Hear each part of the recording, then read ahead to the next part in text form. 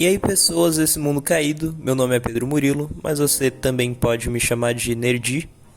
E seja bem-vindo ao primeiro vídeo desse canal. E vai ser basicamente um vídeo de apresentação. Eu já tô com vontade de criar um canal que seja apenas meu, tem muito tempo. E agora eu vou tentar colocar isso em prática, então me acompanhe nessa conversa aqui. Tem muito tempo que eu quero expressar minhas ideias sobre animação em algum lugar. E foi a partir dessa vontade que nasceu o meu podcast, que alguns que estão assistindo provavelmente conhecem, que é o Begincast. Eu tava batendo papo sobre anime num grupo bem fechado que eu tenho com alguns poucos amigos.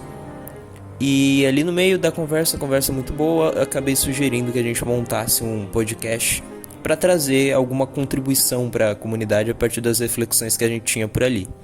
Esses amigos toparam e a gente começou esse projeto. E eu fico muito feliz que a cada episódio tem tido algum progresso, tem tido alguma melhora em relação à qualidade. Eu já estou conseguindo trazer algumas análises boas, trazer alguns temas interessantes. E o mais legal é que eu estou conhecendo pessoas interessantes que tem muito para trazer também e muito para agregar. No último episódio mesmo eu conheci o Tomás, sabe? E o Tomás é um cara gente boa e deu pra gente bater um papo muito legal sobre identidade visual.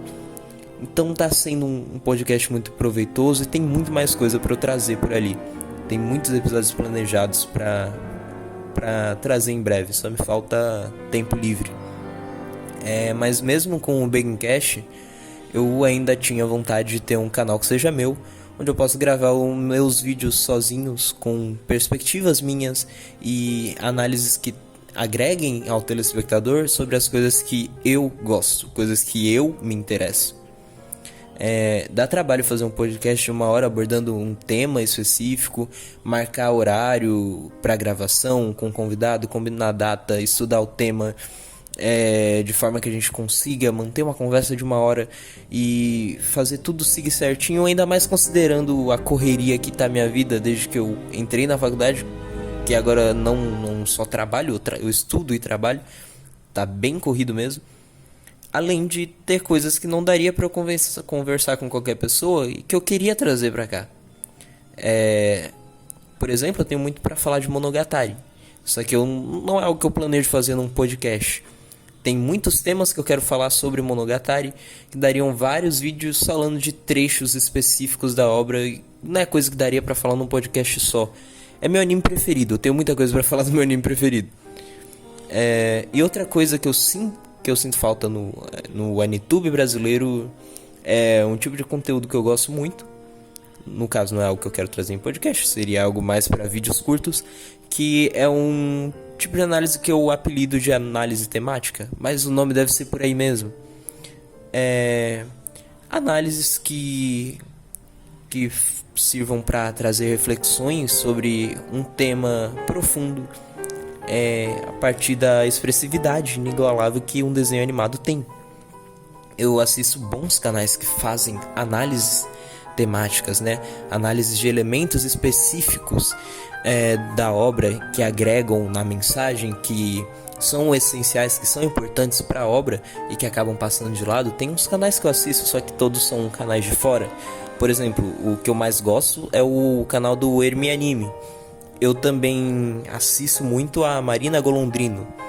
Às vezes eu me arrisco a assistir alguma coisa em inglês também, porque eu fico dependendo da tradução ruim do YouTube, mas eu me arrisco às vezes. Eu assisto um pouco do Alexander, Anime Philosopher, eu já vi um vídeo dela, e também tem o carinha sem nome, ele tem bons vídeos. Mas no Brasil tem pouco conteúdo desse tipo. Tem pouco conteúdo de análise temática sobre anime. Tem bons canais de anime, mas não tem muitos canais focando nesse tipo de análise, que é um tipo de análise que eu gosto. E para acrescentar, essas seriam análises temáticas feitas a partir da minha ótica, né? A ótica de cada pessoa iria variar muito em como cada análise seria. Não existe análise que seja desprovida de imposições, de interpretações pessoais, de visões que partem do seu próprio autor. Cada pessoa vai ter um contexto único e a forma que a pessoa vai reagir a uma obra de arte também é afetada pelo contexto, quer você queira ou não. Por mais pontual e objetivo que você tente ser enquanto crítico, a sua análise vai depender da sua visão de mundo e não vai ser 100% objetiva. E aqui você vai ter um pouquinho da minha visão sobre arte. E nisso que entra o principal. Enquanto cristão, algo essencial para mim é o viver aquilo que 1 Coríntios 10:31 diz, sabe? Isso é, assim quer vocês comam, bebam ou façam qualquer outra coisa, façam tudo para a glória de Deus. E eu não seria tão apaixonado, tão encantado, tão admirado por arte se eu não pudesse glorificar Deus por meio de cada coisa boa que eu assisto. E a ideia é que, como vocês estão acompanhando um local que seja pessoal meu para refletir sobre arte, a partir das minhas visões, vocês possam também entender como eu glorifico a Deus por meio daquilo que eu estou vendo. Então, se você me permitir, eu quero te trazer um pouco de análise temática somada de evangelho. E não vai precisar de nem um pouco de overthink para isso. Apenas me dê uma chance. Em Monogatari, um negócio interessante é que a gente pode reparar em cada arco na singularidade da narração. Em cada arco que não é narrado pelo Araragi, ou quando a gente compara a narração do Araragi em Kizumonogatari com a narração do Araragi em Owari Monogatari Second, a gente vai ver uma diferença na narração.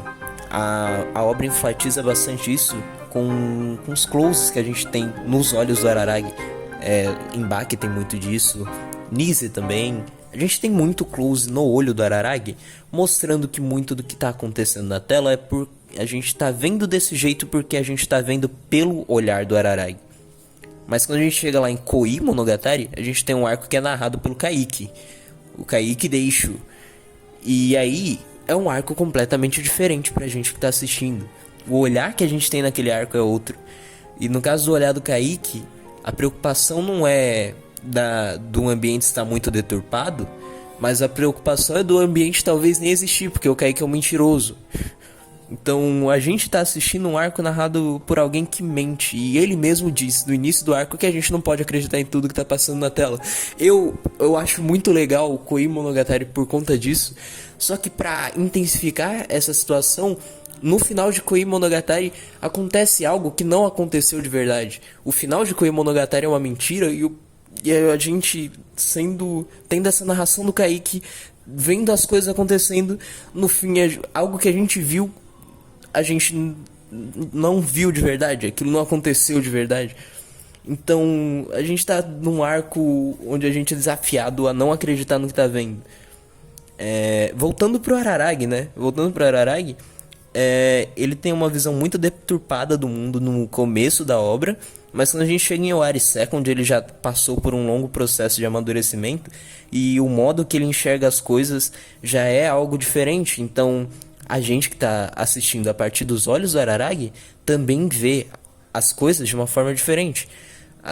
Não acontecem coisas tão ridículas na tela como aconteceriam em Kizumonogatari, sabe? O Araragi é outra pessoa. E o que eu quero dizer com isso é basicamente que a forma como cada pessoa vê o mundo, a sua cosmovisão, vai ter forte influência sobre como você vai olhar para aquilo que você assiste. Então, eu tô aqui para me propor a você, telespectador, a falar sobre anime a partir das lentes do Evangelho. Sinta-se convidado a me acompanhar. Eu espero que sigas assistindo esse projeto de canal. Já tem algumas ideias de vídeos em mente. Eu só quis trazer antes uma introdução do que vai ser esse lugar. Espero que você tenha gostado desses 10 minutos de conversa solta. É apenas uma apresentação novamente, mas deu pra falar um pouquinho de Monogatari já. Eu quero falar muito sobre Monogatari porque é algo que eu gosto e eu vejo pouco conteúdo aqui. Então aguarde, terá mais vídeos sobre Monogatari por aqui e sobre muitas outras coisas. Se você se interessou pelo conteúdo, ou se apenas você me conhece, eu sei que muita gente aqui já me conhece, compartilhe isso daqui, por favor. E se você tiver interesse, quiser continuar acompanhando, se inscreve, deixa um like e comenta o que acha da ideia desse projeto de canal. Te espero na próxima. Até lá!